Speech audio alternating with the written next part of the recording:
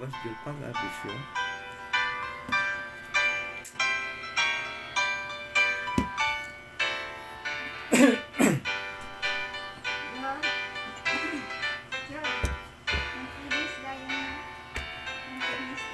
Okay na, okay na.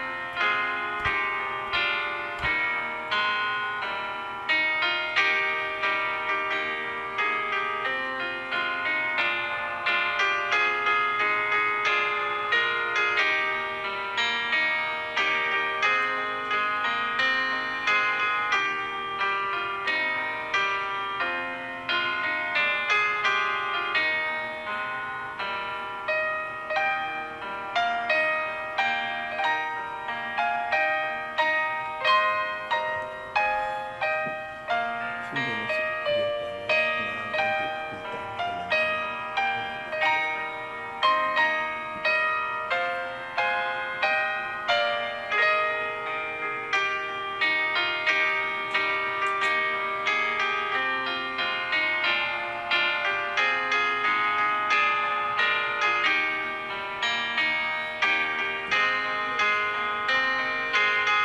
Malala.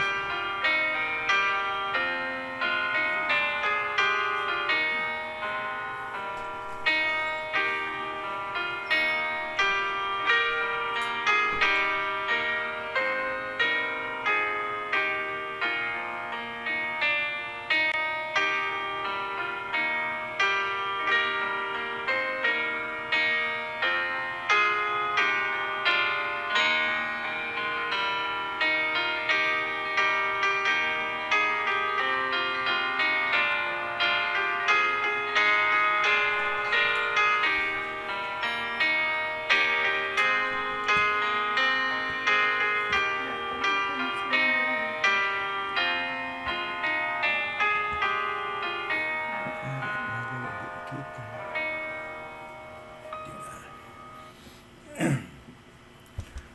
Magandang gabi po sa lahat. Ngayon ay Wednesday at gabi ng ating pag-aaral ng ating mga Biblia. Scheduled every Wednesdays, Saturdays, and Sundays. Yan po ating Bible study, pag-aaral. Itinalaga natin na araw upang tayo po ay mag-aral ng ating mga Bible. At ngayon po ay Wednesday ng gabi. At every 8 p.m. po ay nag-aaral po tayo online, no? Upang yung purpose po nito talaga is to edify the church, the body of Christ, members of the church, the body of Christ, at to preach the gospel online, ano? Yung gospel of the dispensation of the grace of God. Ang tanging gospel na siyang makakaligtas ng kaluluwa sa panahong ito ng dispensation of the grace of God. At kung kayo po ay hindi pa po ligtas at kayo po ay nangailangan ng kaligtasan, wala pa kayo dapat gagawin, kundi ang mananampalataya lamang na si Jesus Christ ay namatay po bayad nating mga kasalanan. Siya ay inilibing at nabuhay muli sa ikatlong araw.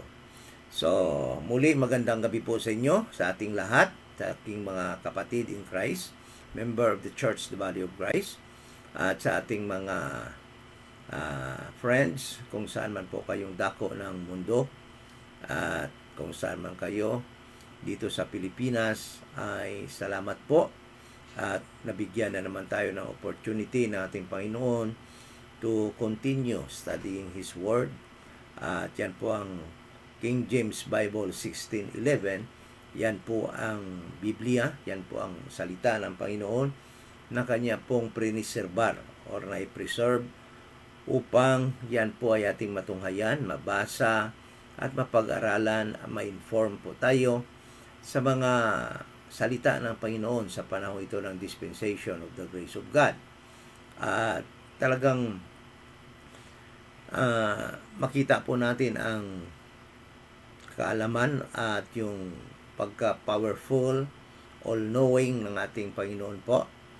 Dahil na alam nga niya na sa panahong ito ay ang language po na gagamitin sa buong mundo ay English language po ang ginagagamitin ng communication. Kaya nga yung kanyang mga salita, umpisa pa galing sa Hebrew at sa Greek, no? Ay kanya po naipa-translate sa King James Bible 16:11 upang ma-preserve po ang kanyang mga salita at matunghayan po natin sa panahong ito. Bakit po ang King James Bible ay preserved Word of God? Dahil nga po, umpisa ng ito ay ma-translate from the original language po ng Hebrew at saka Greek, ay wala na po itong translation pa na naisagawa. Dahil nga protected po ito ng law, ng yung pag-translate, no? ng mga Bible. Dahil nga po ang translation, yung copyright law, ay nagre-require na every translation ay magkaroon po ng at least 10% difference from the original na ita-translate. Kaya nga makita natin na yung King James Bible 1611, since then, nang ito ay matranslate, umpisa sa original language which is Hebrew and Greek, ay wala na pong translation. Kaya nga makita natin yung pag-preserve ng salita ng Panginoon sa book na ito, sa King James Bible 1611. Okay?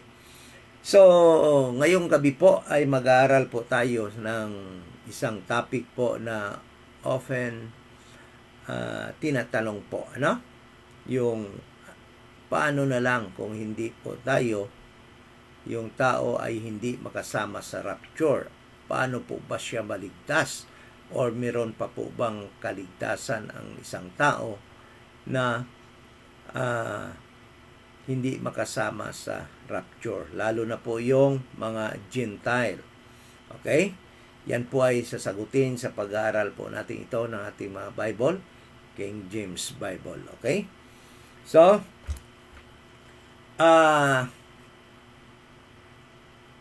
bago po tayo mag-umpisa, ito nga palang Iloilo Dispensation of Grace Bible Church. At andito po tayo sa Iloilo, 7040 7th Street, Lawan Village, Balantang, Haro. Yan po ang lugar kung saan po tayo nagkukonduct ng ating physical Bible study every Sundays, Wednesdays, and Saturdays. Both online and physical Bible study. Tanging church po dito sa Iloilo na nagtuturo ng tamang gospel ng kaligtasan sa panahon ito ng dispensation of the grace of God. Na ang ating kaligtasan ay wala po tayong gagawin kundi mananampalataya lamang o mag-believe that Jesus Christ died for our sins, He was buried and rose again the third day. Yan lang po. Wala na pong ibang pamamaraan po ng kaligtasan sa panahon ito. Kaya nga po, kung hindi yan ang gospel na inyong pinaniwalaan o para sa inyong kaligtasan, ay mag-isip-isip na po kayo. Kahit na nga po ay maniwala pa kayong ligtas kayo, ay hindi po kayo maliligtas dahil iisa lang po ang gospel sa panahong ito ng dispensation of the grace of God. At yan po ang gospel na tinatawag na gospel ni Apostol Paul, gospel of the grace of God. At yan po ay ang death, burial, and resurrection of Jesus Christ. Okay? So, mag-uumpisa na po tayo at sana po meron po kayo mga Bible sa inyong harapan na inyo pong mabubuksan every time na pupunta po tayo, magmi-mention po tayo ng verse upang mababasa po ninyo, upang sigurado po kayo na hindi po tayo ay nag-aalatsamba lamang, kundi lahat po ng sasabihin po natin dito ay meron pong verse na nakasupport po upang magpapatunay ng veracity at katotohanan po nito with regard sa topic po natin na dinidiscuss. So, tanong, meron pa po bang kaligtasan, lalo na po ang mga Gentile, sa panahon pagkatapos po ng rapture? At ano po ba ang mangyayari after ng rapture? Okay? So, bago po tayo mag-umpisa, let us pray. Ama na banal, sa muli amin pong pinagkakatiwala sa iyo ang ginagawa namin ito, na pag-aral na iyong mga salita. Wala po kaming kaalaman, wala po kaming katalinuhan, wala po kaming power upang malaman po ang truth na nakasaad po dito. Ngunit salamat na sa time na nag-believe kami sa gospel of the grace of God, the Holy Spirit lives within us, at yan po ay ang nagtutulong sa amin upang kami po ay makaintindi na iyong mga salita. Salamat po sa iyong presensya sa aming mga buhay, sa pamamagitan ng pag-indwell ng Holy Spirit. Salamat sa aming mga kapatid at andyan ngayon online, at sa aming mga friends na muli makipag-join sa pag-aaral na ito. Salamat sa kanilang desire to grow and to know the doctrines that are for us in this dispensation of the grace of God, and the doctrines that are for the Jewish people in time past, and the doctrines that are for the Jewish people in the but now period in the ages to come. Salamat po sa iyong biyaya, mga material na mga bagay na aming tinatamasa araw-araw, at yan po ay dahil sa iyong grace, sa iyong faithfulness sa aming mga buhay, sa pagbigay ng lahat namin ng pangangailangan, aming strength every morning been renewed mula po sa aming kapaguran sa buong araw upang humarap naman sa mga bagong challenge every day. Salamat po sa iyong biyaya araw-araw, lalo na po sa mga spiritual na mga biyaya na matunghayan namin sa aming mga Bible na yung inihahanda po sa amin diyan sa heavenly.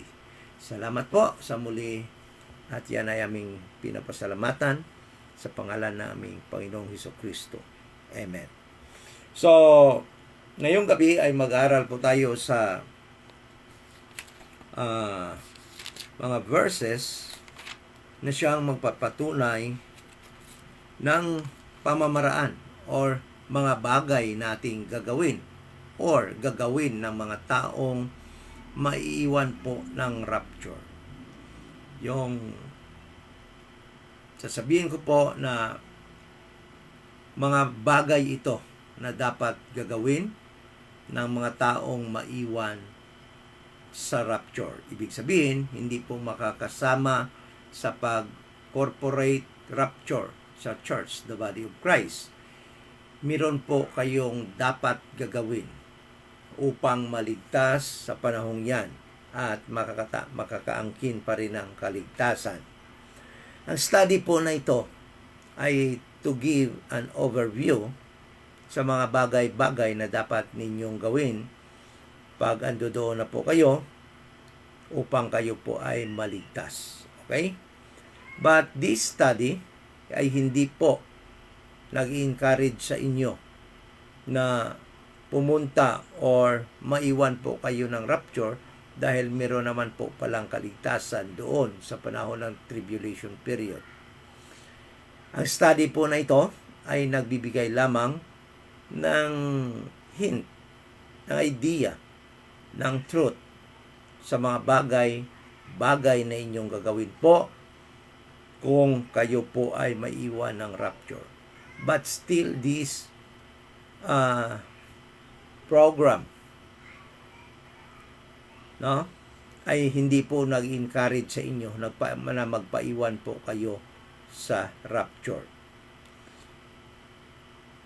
Ang minumungkahi po natin is that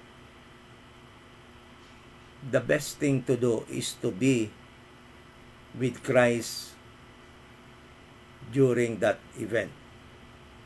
In-encourage ko po kayo at sikapin po ninyo na hindi po kayo maiwan sa panahon ng rapture. At paano po yan? Napakadali lang naman.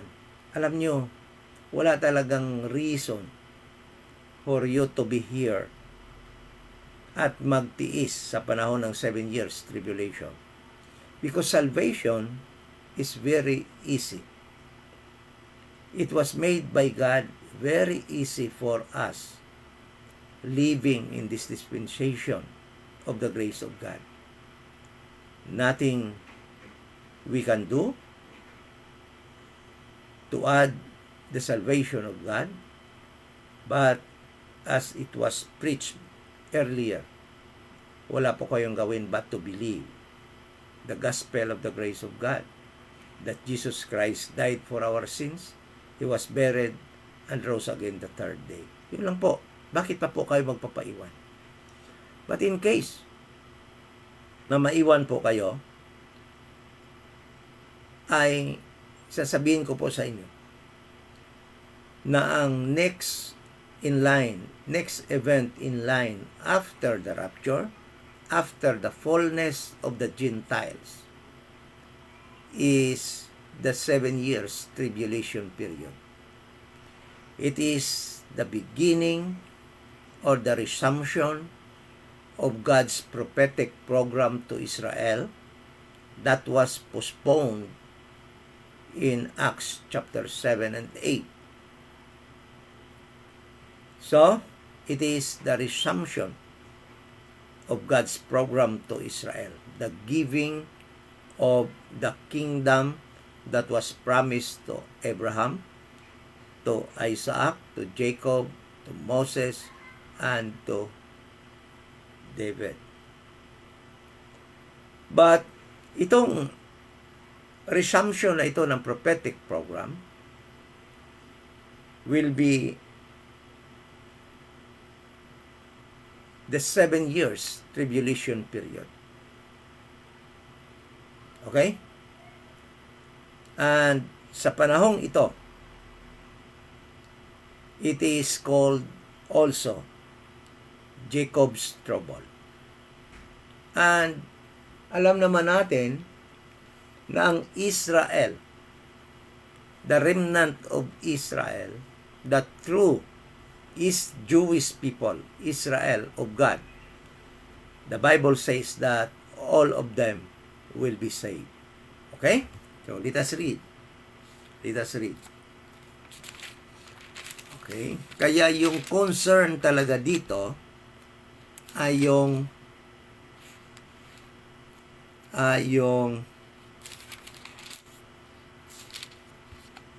mga Gentile. Okay? Yung mga Gentile. Dahil nga katatapos lang ng program ng God, the mystery program for the Gentiles, that at the time, that in this time of the dispensation of the grace of God, ay ang Panginoon nag-o-offer ng grace. Ibig sabihin, after the rapture, the gospel of the grace of God is no longer effective, can no longer save a single soul during the tribulation period. So, there will be another gospel at that moment, and it is the resumption of the gospel of the kingdom to Israel. No? Resumption. Bakit? It was postponed.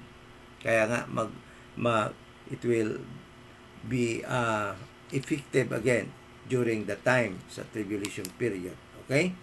So sabi dito sa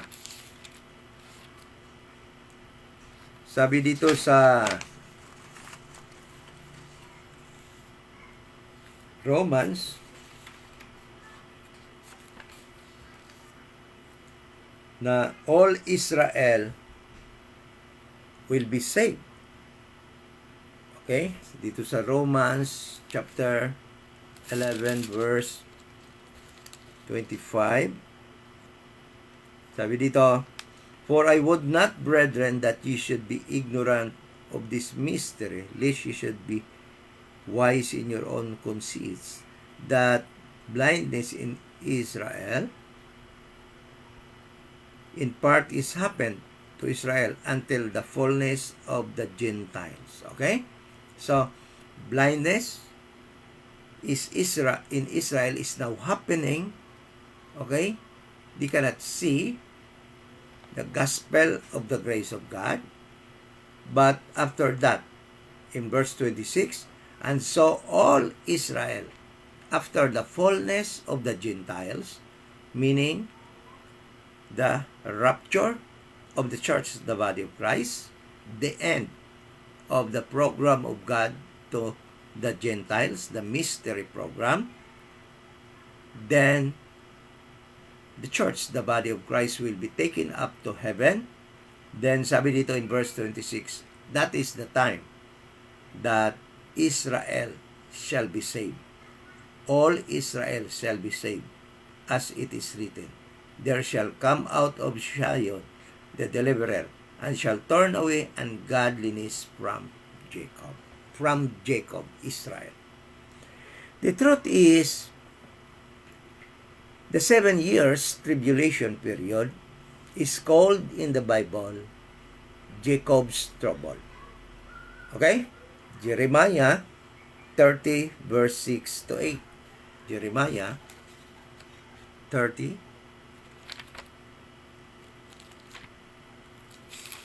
Jeremiah 30 verse 6 to 8, sabi po dito,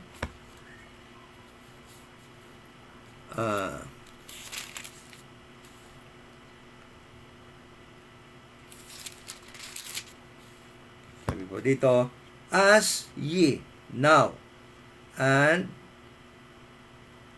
see whether a man does travail with child, wherefore do I say every man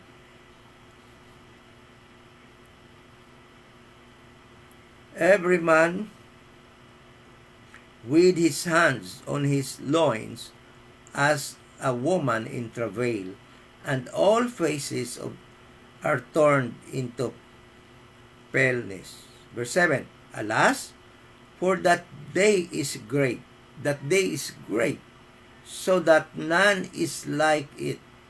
During the 7 years tribulation, after the rapture, after the corporate rapture of the church, the body of Christ, it is called, that day is great, so that none is like it. That day, the Bible says that everything, happened under the sun ay pabalik-balik lamang. Yes, that is true. But this event, the 7 years tribulation, there is no or none is like it during the 7 years tribulation period. It is even the time of Jacob's trouble. The 7 years tribulation period is called Jacob's trouble. The truth is this. Sa panahon ng tribulation period, God is dealing at the time Israel. Okay? It is Jacob's trouble. It is about Israel. Listen to this. The Gentiles at that moment of time is now being set aside or in sideline. Bakit? Katatapos lang ng program para sa Gentiles, the dispensation of the grace of God.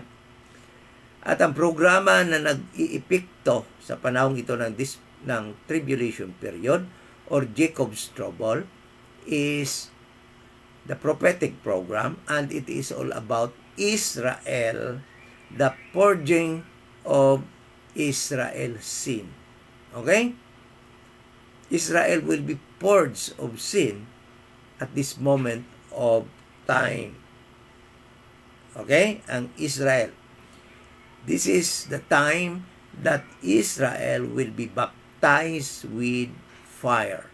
They will be immersed or baptized with fire at this moment of time. Okay? So, it is called Jacob's trouble. It is all about Israel. Okay? So, again, as I've said earlier, this study will show what to do or the things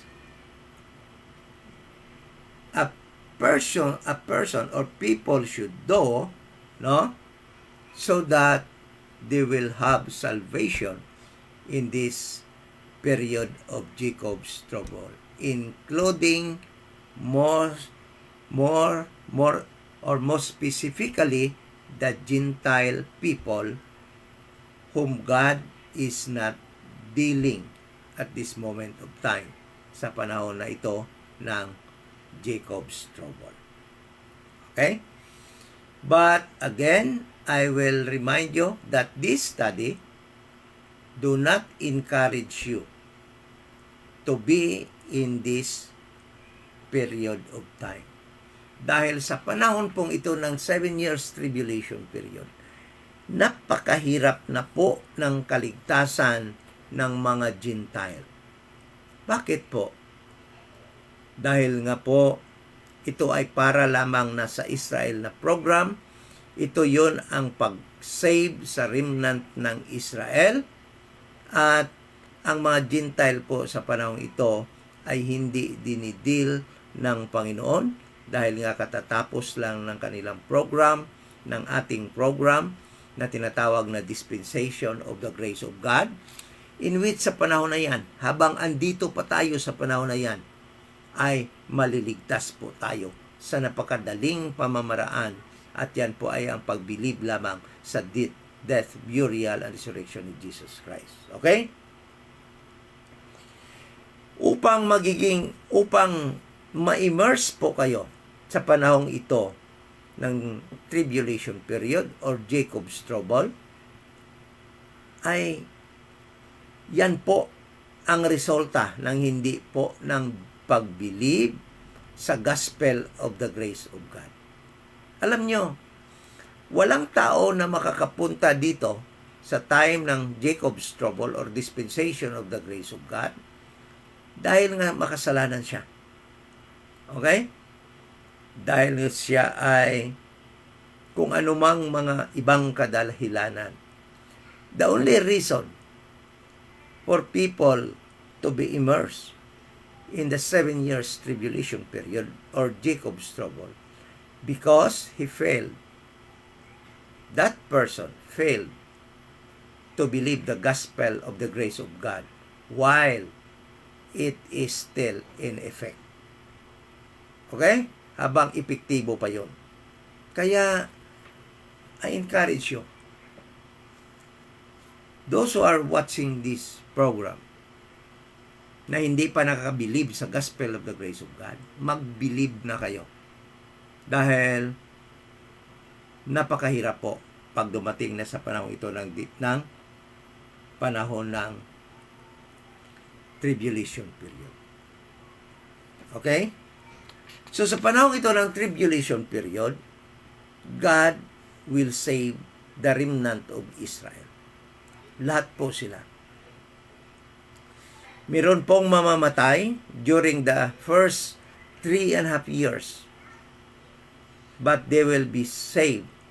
They will be resurrected by the time Jesus Christ will return on earth in His second coming. They will be resurrected together with the saved people in time past na ngayon ay ando doon sa Abraham's bosom, waiting for their bodily resurrection. Ngunit, yung ibang mga saved na buhay sa panahong ito ng dispensation, ng panahon ito ng tribulation period, ay ililigtas ng Panginoon physically from death. God will deliver them, no, from physical death sa panahon ng second half ng tribulation period. And these people na maliligtas, the remnant of Israel, na maligtas na physically buhay, sila yung papasok sa 1,000 years reign ni Jesus Christ upang mag-propagate, upang magparami pa ng tao. Kasama ang mga Gentile na masisave na buhay sa panahong ito ng tribulation period.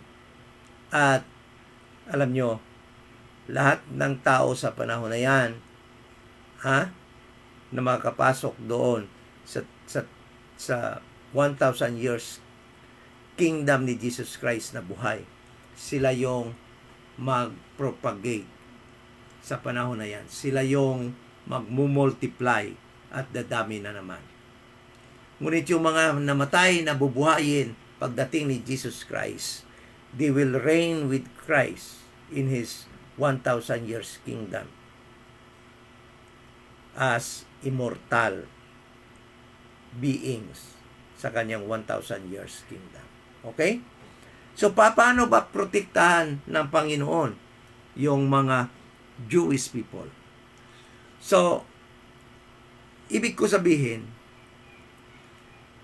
ang concern natin dito sa tribulation period ay yung mga bagay na gagawin ng mga Gentiles, okay, upang sila ay maligtas sa panahong ito ng tribulation period dahil sila nga ay naiwan ng rapture or hindi nakabilib ng gospel of the grace of God bago dumating ang corporate rapture ng church, the body of Christ. Dahil nga yung remnant ng Israel dito ay God Himself will save them, will protect them so that they will not be killed by the Antichrist who are after them and persecuting them during this 7 years tribulation period. So ano bang gagawin ng Panginoon sa remnant na ito upang sila ay maligtas ng buhay? In the first 3.5 years ng tribulation period, there will be a very harsh persecution among the Jewish people. Remember, this 7 years tribulation period is called Jacob's trouble. Ibig sabihin, the Jewish people, the true Jewish people that are gathered among many people or living in the Gentile nations as of today will be persecuted by the Antichrist. And during that first half, 3.5 years of tribulation period, some of them will be killed by the Antichrist. Because these people will not believe, will not accept the markings, the mark of the beast. Okay? They will not worship the beast, the Antichrist. Okay? So they will be persecuted, and according to Revelation, some of them will be killed during the first half of the 7 years tribulation. But the remnant that will remain,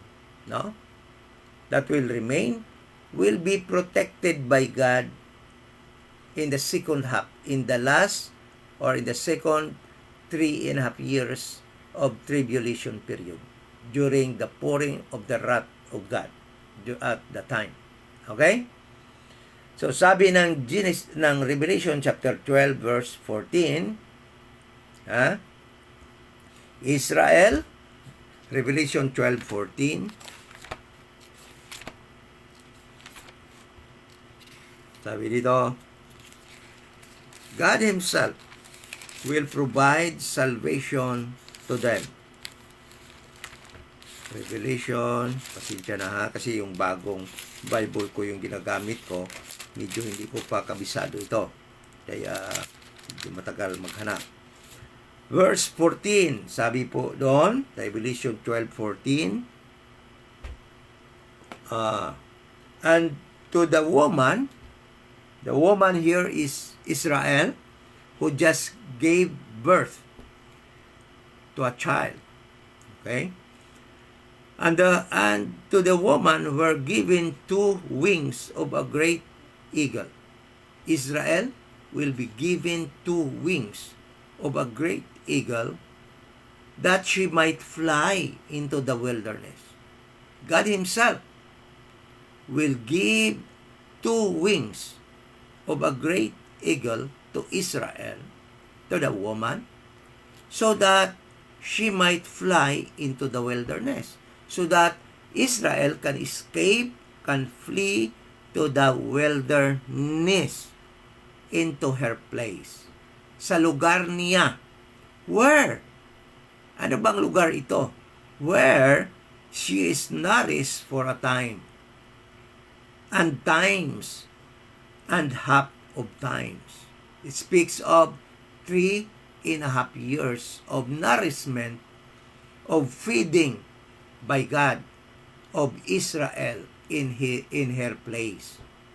At alam naman natin ng Israel, the church, na ang lugar na pagdadalhan ng Panginoon sa Israel ay yung lugar kung saan dinala niya noon yung mga believers na nagtago doon sa Asia, doon sa 7 churches sa Revelation chapter 2, Ephesus, Smyrna, ano pa mga churches yon, Sardis, Laodicea, yung 7 churches na yon, doon din dadalhin ng Panginoon itong Israel, no, from all Gentile nations. They will be gathered by God with God will give them eagle wings, great eagle wings, so that they can fly and hide there in the in Asia Minor, in somewhere in Turkey, so that God will protect them there and will feed and will nourish them there. God, according to Revelation chapter 2, will give each 7 churches, it's group, 7 groups, they will be grouped in that place by 7, and God ay maglalagay doon ng 7 angel upang mag-protect, mag-minister sa kanila. Kaya yung 7 churches actually sa Book of Revelation, hindi yan church, the body of Christ, kundi yan yung mga remnant ng Israel na masasave during the tribulation period, at igagather sila ng Panginoon from Gentile nation. The true Israel, the remnant of Israel, are not those who are living in Israel today. They are not the Israel of God. They are the Zionists. They were sent by the British Empire after they conquered the area from the Ottoman Empire during the reign ng mga Briton. Okay? Ng panahon na yon. The true remnant, Israel of God, is now scattered in the Gentiles nation. At sa panahon ng tribulation period, the Antichrist will persecute them in every nation where they are living. But God will protect them and will give them great eagle wings so that they can fly to the place where God will nourish them for the last 3.5 years of tribulation period.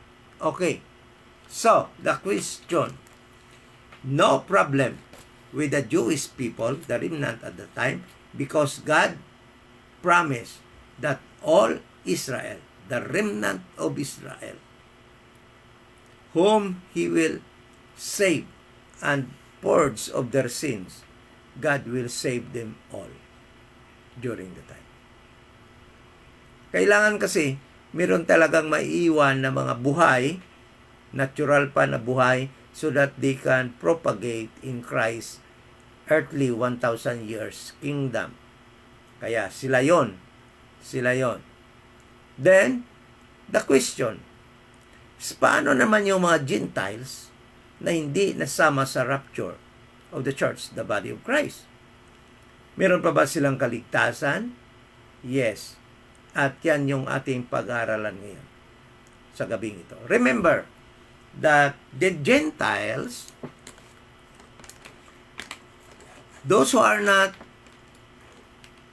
Abraham's biological seed, okay, in the lineage of Isaac and Jacob, are called Gentiles. Yan yung mga Gentiles. Kasama na yung anak ni Abraham kay Hagar, at sa kanya pang mga ibang asawa, dahil alam naman natin nung matay si Sarai, nag-asawa muli si Abraham at marami pa siyang naging anak doon. Napakarami pang anak ni Abraham, hindi lamang si Isaac, Jacob. Lahat yon ay mga Gentiles. Kasi dahil ang Israel, yon lamang ang anak ni Isaac na si Jacob. Yung anak ni Isaac na si Esau ay Gentiles din yon. At yung anak ni Jacob na 12 lalaki, yung mga lahi nila, yan yung tinatawag na Israel. Okay? So, all other people are Gentiles in race. Okay? So, ngayon, after the rapture, yung mga Gentiles ba na yan ay may kaligtasan pa? The Bible says that, yes, there is. Because there was a promise to Abraham in Genesis chapter 12. Titingnan po natin yung promise na yan kay Abraham. Sabi dito, Genesis chapter 12.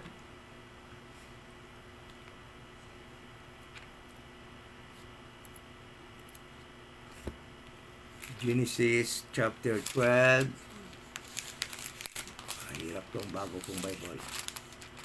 Sabi dito, verse 1. Sabi dito, Now the Lord had said unto Abram, Get thee out of thy country, and from thy kindred, and from thy father's house, unto a land that I will show thee, and I will make thee a great nation, and I will bless thee, and make thy name great, and thou shalt be a blessing. And I will bless them that bless thee, and curse him that curseth thee, and in thee shall all families of the earth be blessed. So there was a promise to Abraham that whosoever will bless his seed, him and his seed, will also be blessed. And this promise will again, for the longest of time, ay epektibo at ginagawa ng Panginoon except sa panahong ito ng dispensation of the grace of God. But during the tribulation period, ang sino mang mag-bless sa Israel will also be blessed by God. Okay? So, in Matthew chapter 25, verse 31 to 46, doon po ay makikita natin ang mga bagay na gagawin ng mga Gentiles sa loob ng 7 years tribulation period, kung paano po sila maligtas, ang mga Gentiles na hindi po nakasama sa rapture. Kaya hindi na po tayo magtagal, pupunta po tayo doon sa book ng Matthew chapter 25. Matthew chapter 25. Again, uulitin ko, ang study po na ito ay upang malaman lang po natin yung gagawin ng mga tao na maiiwan ng rapture po. Kung anong gagawin nila upang maligtas sa panahon ng 7 years tribulation period. Ulitin ko po, in-encourage ko kayo na huwag na pong dumating sa panahon na yan. Dahil kahit na nga mirong pamamaraan upang maligtas ang Gentile sa panahon na yan, napakahirap pong maligtas. Napakahirap sa panahong yan. Napaka-slim po ng opportunity na maligtas po ang isang Gentile sa panahon na yan. Dahil nga po sa sitwasyon, sa sirkumstansya ng mga pangyayari sa panahon na yan, ay there will be so much chaos in the world na it seems it will be very difficult to you na gagawin itong mga bagay na ito upang kayo po ay maligtas kung andyan po kayo sa panahon ng tribulation period. Kaya please, wag na po kayong umabot doon. mag-believe na po kayo sa gospel of the grace of God upang kayo po ay makasama sa corporate rapture na mangyayari in the near future. So ito po, sabi po dito, in verse 31, Matthew chapter 25, verse 31, sabi po dito,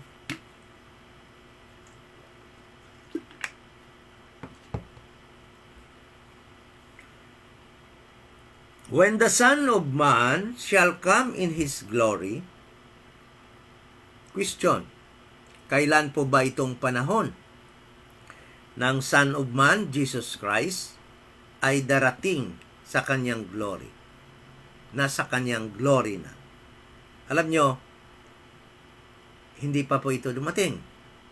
Okay? Yes, He is glorified in the heavenly. But sabi po dito, when the Son of Man shall come in His glory, dito po yan sa earth. Ang tinutukoy dito. And all the holy angels with Him. Pagbaba po ni Jesus Christ sa kanyang second coming, upang siya po ay darating na dito sa kanyang glory, ang kasama po niya ay mga angels. Hindi po ang church, the body of Christ. Hindi po ang mga believers na naligtas ang kanyang kasama, kundi mga angels po. It was described in Revelation chapter 19 as what? God's army. So yung mga angels, tinatawag din niya na army ng ating Panginoon. Bakit army? Dahil nga sa panahon na kanyang pagbaba dito sa kanyang second coming, ay makikipaglaban po siya sa army ni Antichrist. Okay? At sabi dito, then shall He sit upon the throne of His glory. Sa panahon ng pagbalik ni Jesus Christ sa kanyang second coming, after the 7 years tribulation period, yan pong panahon na siya po ay uupo sa kanyang himaya o sa kanyang glory as King of Kings and Lord of Lords in this earth.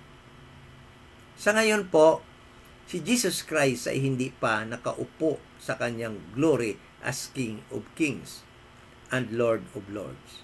Satan is still in control or running the affairs of this earth. Jesus Christ is waiting for His time to establish His kingdom according to the scheduled time of God the Father.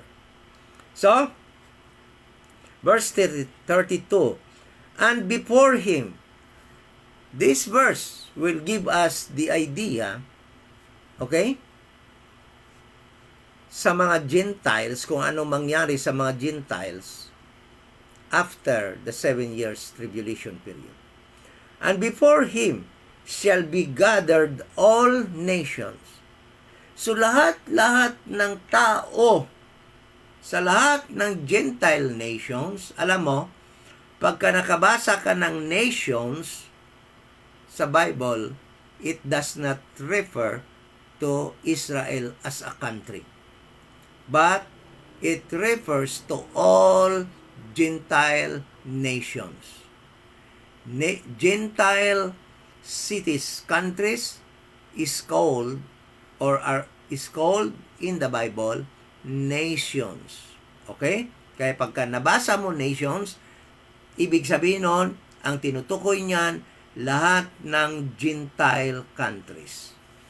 So in verse 32, sabi dito, and before Him shall be gathered all nations. Ito yung tinatawag na judgment of nations. So, pagbalik ni Jesus Christ sa kanyang second coming, sa kanyang return in this earth to establish His kingdom, all the remnant of Israel will be prior to His return. He will protect Israel, the remnant of Israel. He will gather them in one place, put angels to minister unto them. Why angels? Upang malakas, upang powerful. Because Antichrist is their enemies. Okay? So, hindi lang basta-basta tao ang ilalagay ng Panginoon na mag-minister sa kanila, mag-lead sa kanila sa panahong yan, but 7 angels na magli-lead sa kanila sa kung saan man sila ilagay ng Panginoon doon sa 7 churches, doon sa 7 areas ng Turkey in Asia Minor. Okay? So, but pagbalik ni Jesus Christ, there will be judgment of nations. All people of the world, all residents of every nation will be gathered. Okay?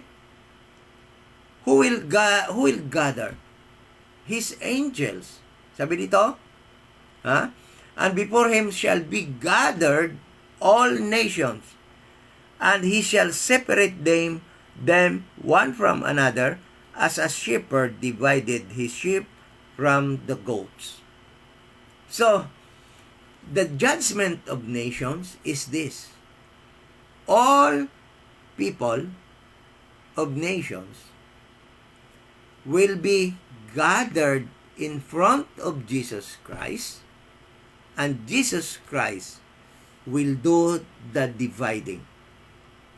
They will be divided into 2 groups.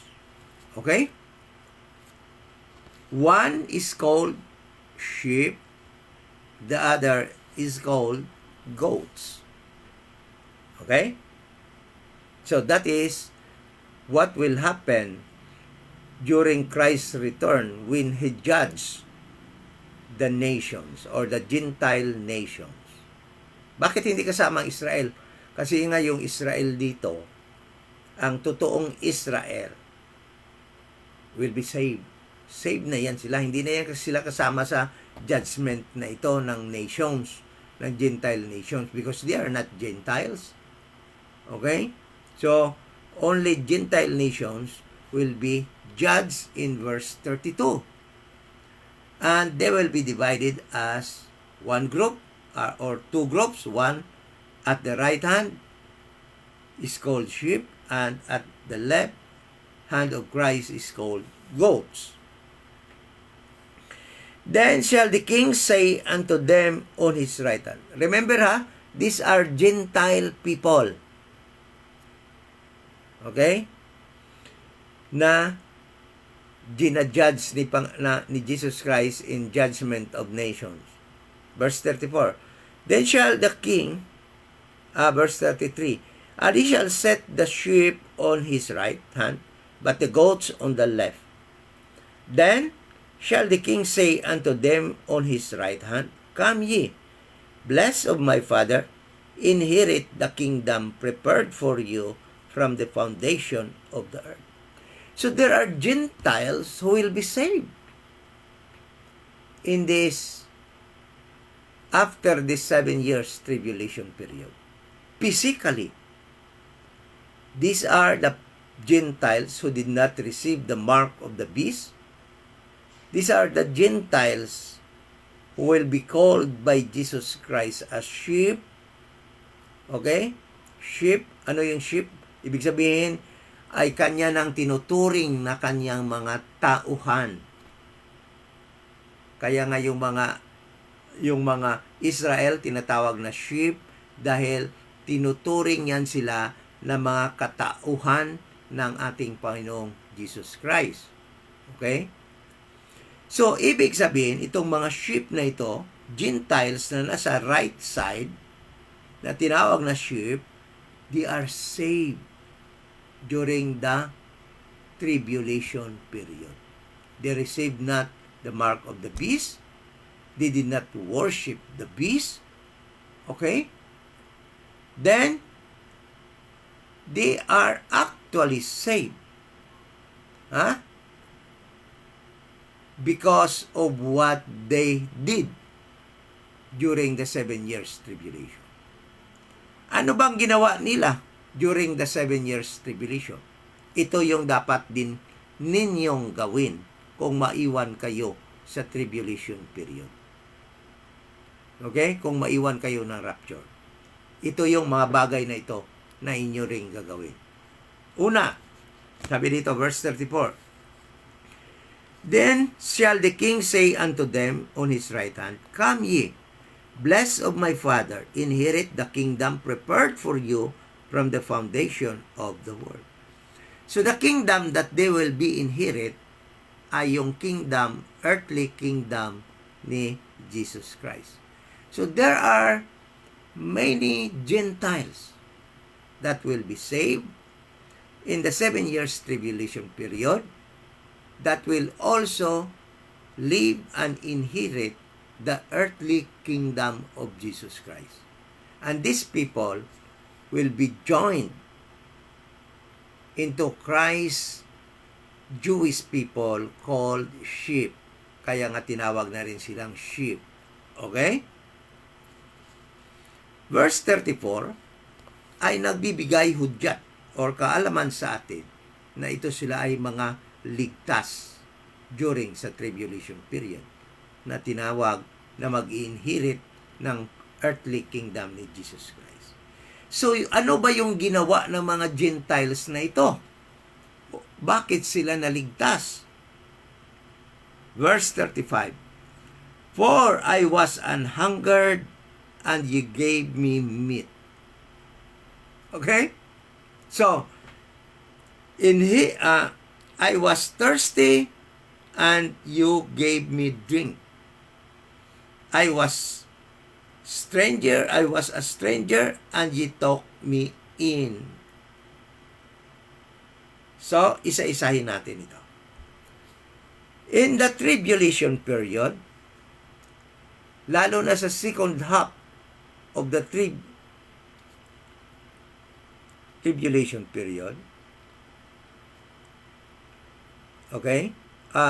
During the first, umpisa pa lang sa first year ng tribulation period, the Jewish people that are gathered or that are living in the Gentile nations will be persecuted by the Antichrist. Alam nyo, alam na alam ng Antichrist during his reign.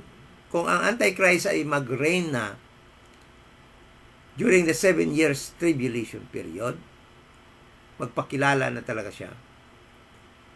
Alam niyo ba na alam ng Antichrist kung saan yung mga Jewish nakatira? Kung saan man silang Gentile nation nakatira? Alam na Antichrist yun. All information, individual information of human being on earth, Antichrist has the record. Paano yan nakuha yung lahat ng information ng tao? Lahat tayo ngayon through our national ID sa ibang nation, iwan ko kung anong ginagawa nila. Ngunit halos lahat ng tao sa mundo ay meron ng data na hawak si Antichrist. At alam ni Antichrist kung ano ang rasa nimo, kung Gentile ka or a Jew, dahil talagang nakasulat yan doon sa iyong information, sa iyong personal information. Kaya alam na alam niya kung saan i-persecute itong mga Jews na ito, because 7 years tribulation period is Jacob's trouble. All Jewish people, true Jewish people, the remnant of Israel, who believes in Christ as their Messiah within their heart, will be the subject of persecution during this 7 years tribulation period. Tayong mga Gentile, yung mga Gentile hindi makabili, hindi bili, hindi makabenta kung walang tatak. But most of them, of the Gentiles, will receive the mark of the beast. But this remnant, true Jewish people, will not receive the mark of the beast, will not worship the beast, and the Antichrist will start to persecute them from the beginning, from the very beginning of the tribulation period. So, these people will be in hunger. These Jewish people cannot buy, cannot sell, will be persecuted whether they are where they are living in Gentile nation. Ha? At sa panahong ito, na kung saan they will be persecuted, yung gagawin ng mga Gentile should give them meat upang sila ay maligtas. They will bless them, they should help them so that God will bless them of salvation.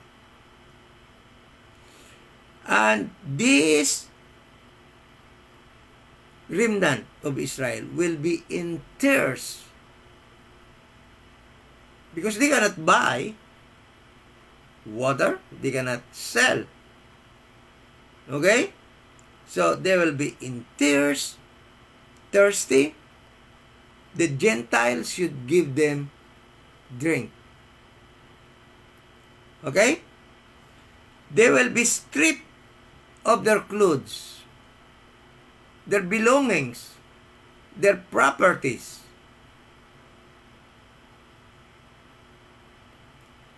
The Gentiles should help them, talk them in their houses. Allow them to live with them in their houses. Alam mo ba, kaya nga sinasabi ko sa inyo na huwag na po kayo, kahit na may paraan pang maligtas sa panahong ito, huwag na po kayong umabot pa dito.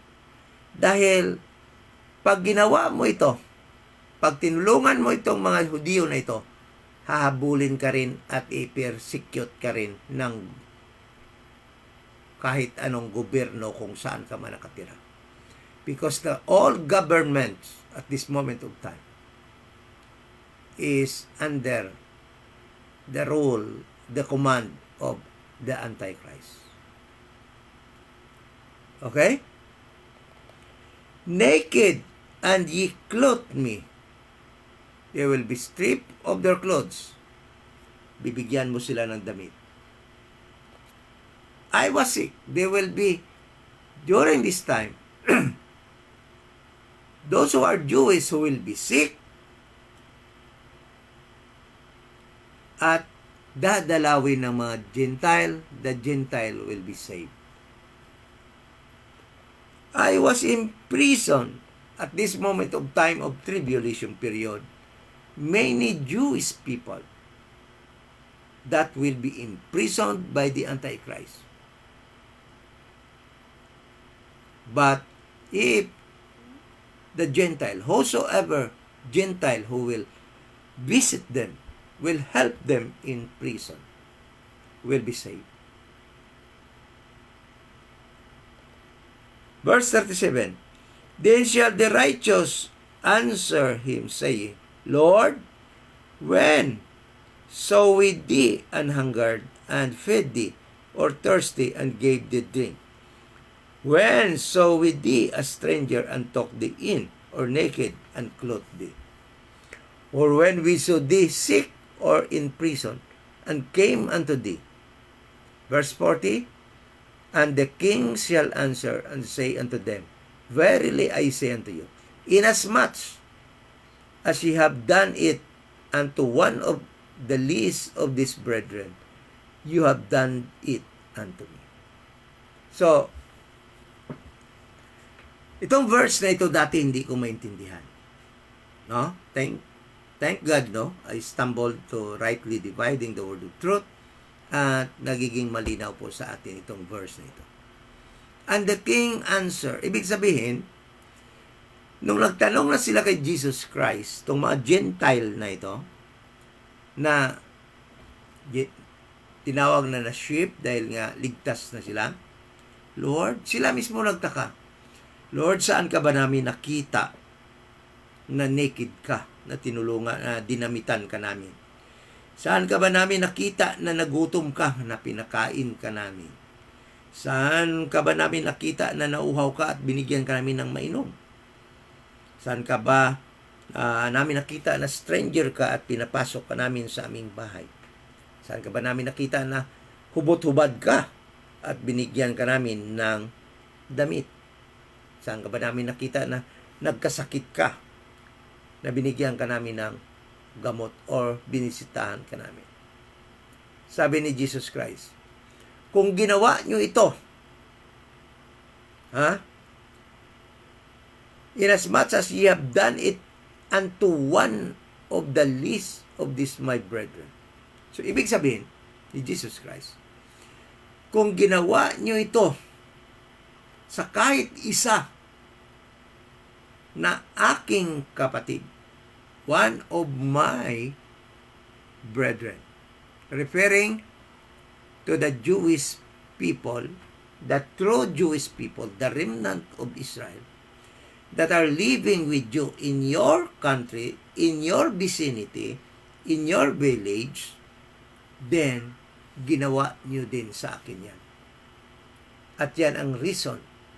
Yan yung mga dapat gawin ng mga Gentiles na hindi makasama sa rapture upang sila ay maligtas sa 7 years tribulation or Jacob's trouble. Kita nyo mga kapatid. Baka sabihin nyo, ayan naman pala kahit pala hindi ako mag-believe sa gospel of the grace of God, pag napasok ako sa 7 years tribulation, may paraan pa naman pala ng kaligtasan. Yes, there is, but I'll tell you the truth. This is not easy. Bakit? Dahil nga ikaw,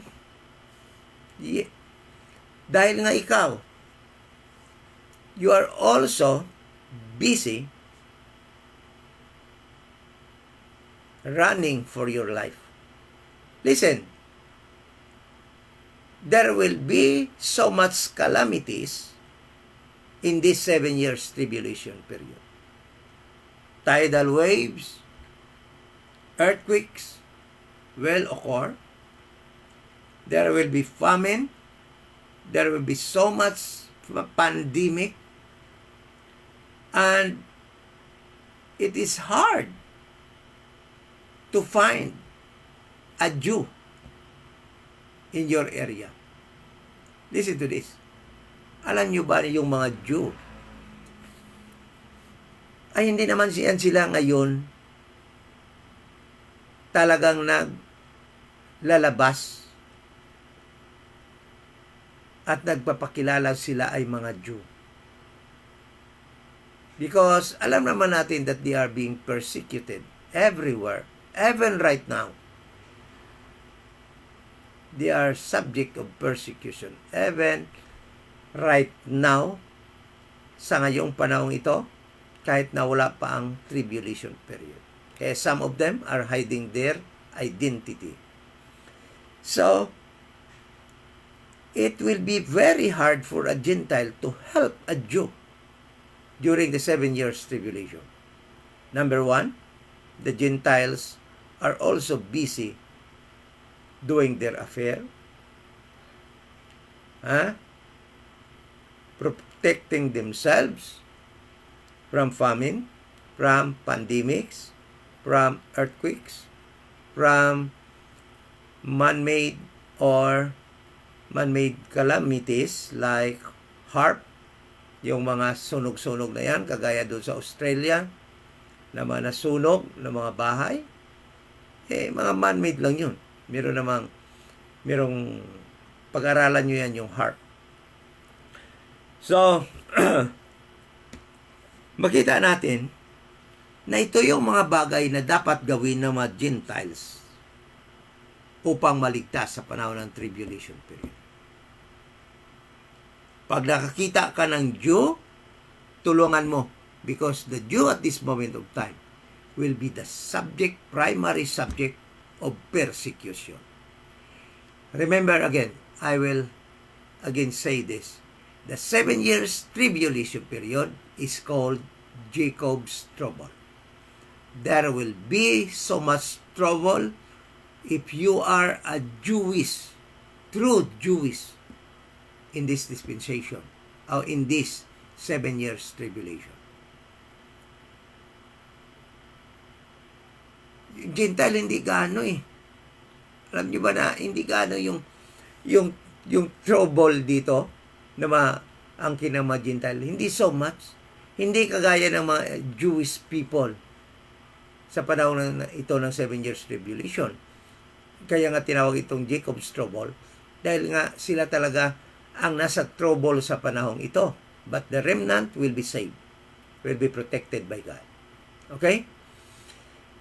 Sabihin nyo, paano yung mga Jewish doon sa kanilang lugar, yung mga Jewish na katira ngayon?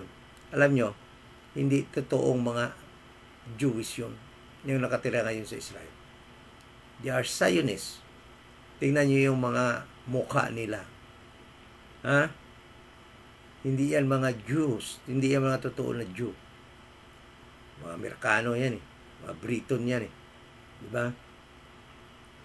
So, another thing. Kung hindi nyo gagawin ito sa mga Jewish people, sa mga remnant,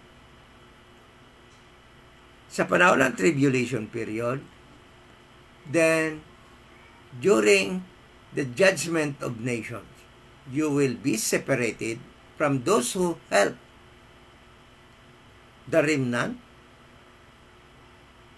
You will be separated from them, and you will be placed at the left side of Jesus Christ.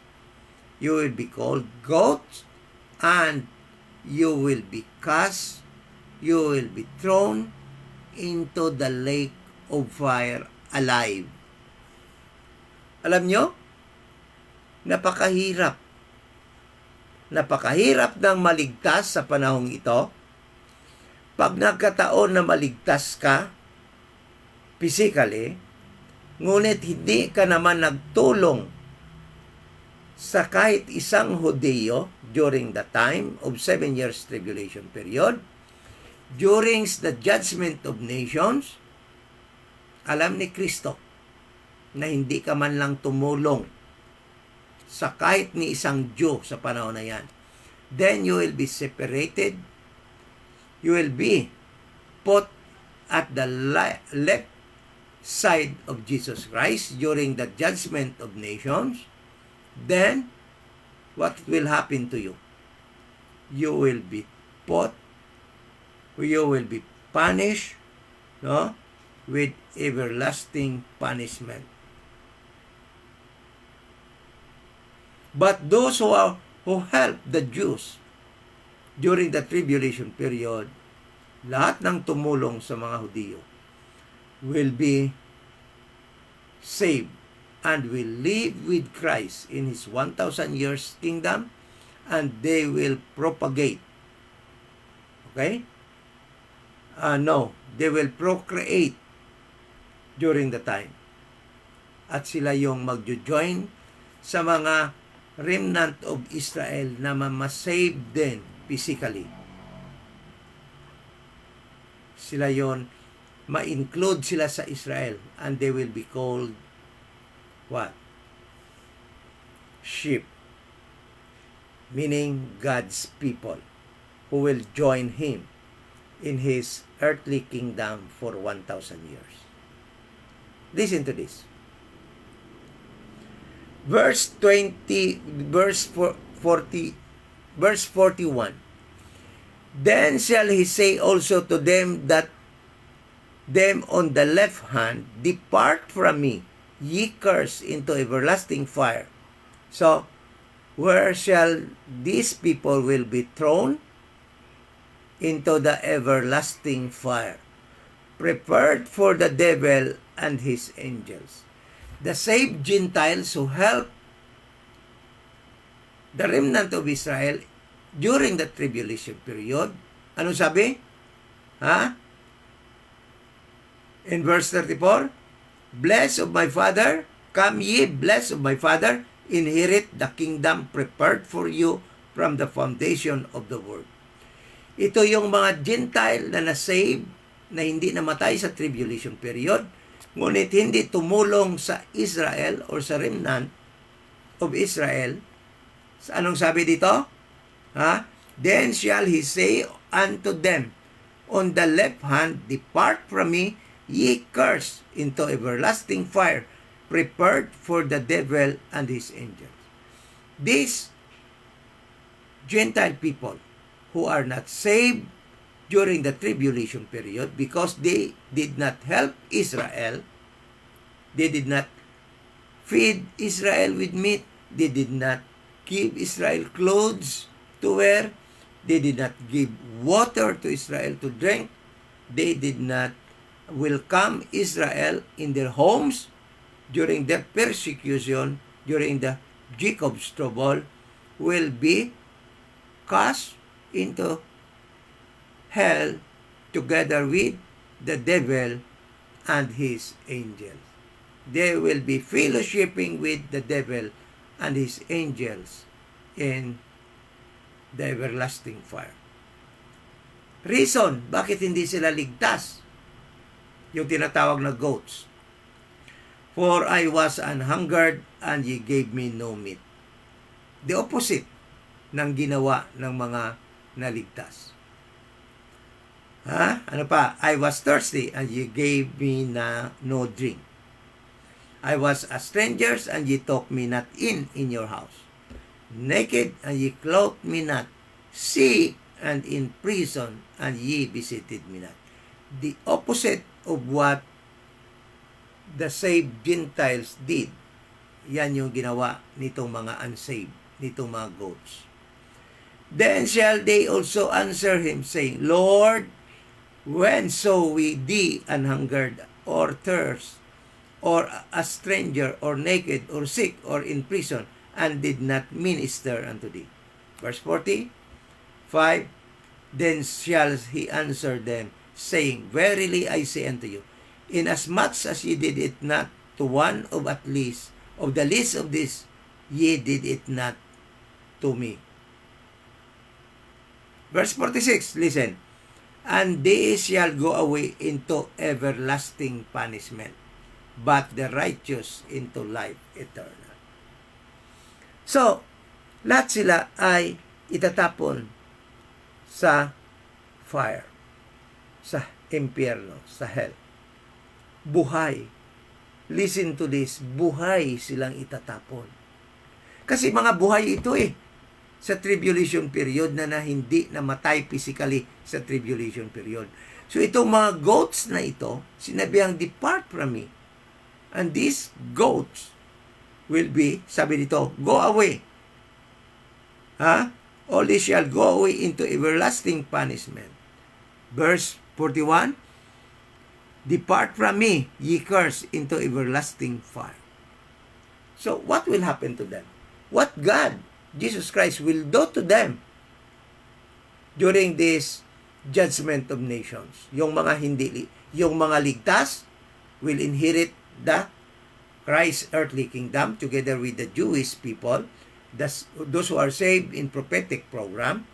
Ngunit yung hindi mga ligtas, anong gagawin sa kanila? Dahil buhay sila. Babarilin sila? No. They will be thrown in hell. Bakit? Magtatanong siguro kayo. Bakit? Saan sila itatapon? Alam nyo ba na during Christ's reign, portion of land is in Israel. Somewhere in Israel, there will be a door to hell na kung saan doon itatapon pag-reign ni Christ ang mga hindi susunod sa kanyang pag-reign as King of Kings. Mirong open portion doon somewhere in Israel na kung saan yung mga hindi tatalima sa goberno ni Kristo sa kanyang 1,000 years will be apprehended by the angels army of Christ and will be thrown into hell alive. Titingnan natin. Tingnan nyo dito sa Isaiah chapter 66. Isaiah 66. Ito yan ay yung time pag-reign ni Jesus Christ. Isaiah 66. Okay? Sabi dito. Verse 23. And it shall come to pass. This is already Christ's reign on earth. It shall come to pass that from a new moon to another, and from one Sabbath to another, shall all flesh come to worship before me, saith the Lord. Pag-reign ni Jesus Christ as King of Kings in this earth, from one Sabbath, every Sabbath, to another Sabbath, there will be a day, every Sabbath, to another Sabbath. All flesh in this earth, listen to this, will go to Jerusalem to worship Christ, saith the Lord. Pag-reign ni Jesus Christ, lahat ng flesh will go to Israel, in Jerusalem, to worship Christ. Kaya kung andito sa Philippines, once a month, or every Sabbath to another Sabbath, pupunta ka sa Jerusalem to worship Christ. Verse 24. And they shall go forth and look, at bibigyan sila na opportunity to look to all people who are in hell, suffering in hell with their flesh. Okay? Listen to this. And they shall go forth and look upon the carcasses, body of the men that have transgressed against me. So, during Christ's reign, those who are people who will transgress His governance, His government, will be apprehended, huhulihin ng mga army, ng mga angel army. Then, what happened? Will be cast in fire, in hell, together with their bodies. Then, they will be for show.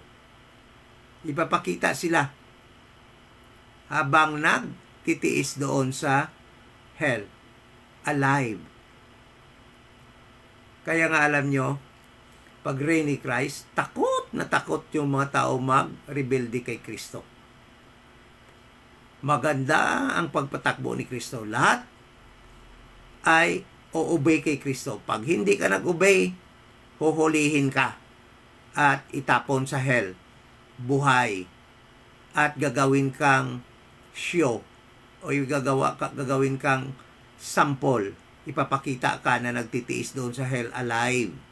Kaya nga matitino lahat ang tao during Christ's reign. Hindi naman sila naging matino dahil nga mabait lang si Christ.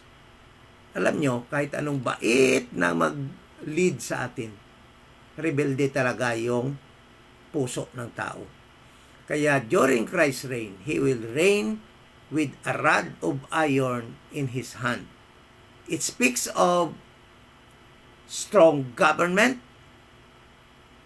It speaks of that rod of iron, speaks of strong government and swift judgment of sinners. Swift judgment to those who will not obey His government. Kaya yung mag-transgress sa kanyang pag-reign, ay itatapon. Sabi dito, with their carcasses, for their worm shall not die, neither shall their fire be quenched, and they shall be an abhorring unto all flesh. Kaya, yung mga buhay na hindi baligtas sa tribulation period ng mga Gentile, sabi doon, hindi naman sila ipa-firing squad. They will be cast into everlasting fire. Tingnan nyo? Kaya, please, I encourage you, to those who will watch this, who can watch this video, do not be reluctant. Huwag masyadong pa-relax. I'm still breathing. I'm still strong. Tsaka na lang ako mag-believe sa gospel of the grace of God kung malapit na mangyari yung rapture. No. Rapture is imminent. Tomorrow is not promised na still panahon pa ng dispensation of the grace of God. Pwedeng bukas ay day 1 na ng tribulation period. Rapture can occur tonight. Kaya please, huwag nyo nang hintayin pa na maiwan ng rapture. Believe the gospel of the grace of God to be with us during Christ's corporate rapture. Okay? Dahil napakahirap maligtas sa panahon ng tribulation period. All you have to do is to find a Jew and bless them, help them, provide everything needed during the 7 years tribulation. Yan yung sabi ng Bible. Yan yung kung paano mga bagay, the things that a person must do to be saved during the 7 years tribulation. If you miss the corporate rapture of the church, the body of Christ. Sana po ay nagiging malinaw po sa atin ang pag-aaral natin ngayon.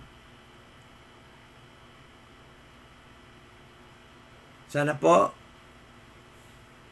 intindihan po natin na during the tribulation period, napakahirap na pong maligtas. There will be so much chaos on earth, and you must also be very busy during the time securing your family,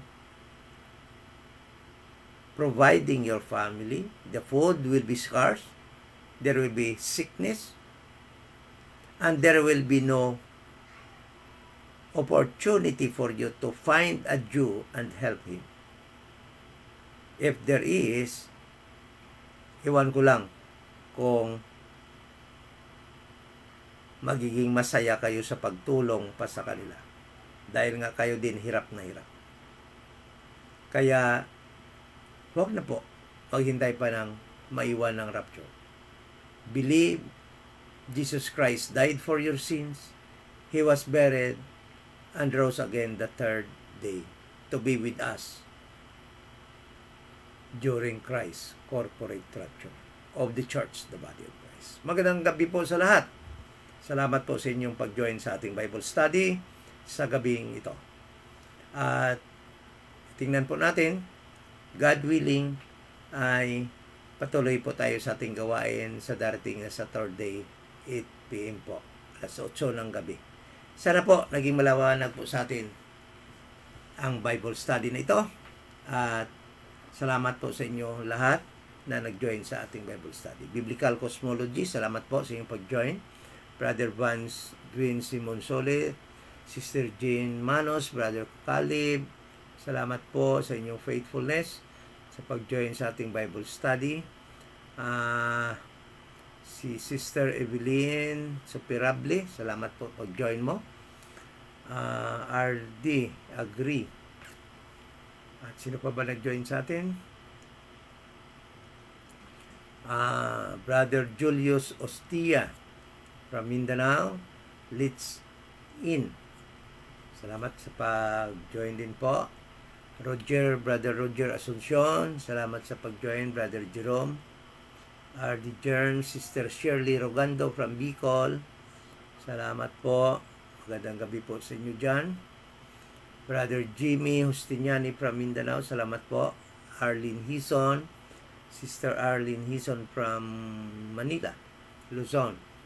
So, sa mga hindi ko po mabanggit, salamat po sa inyong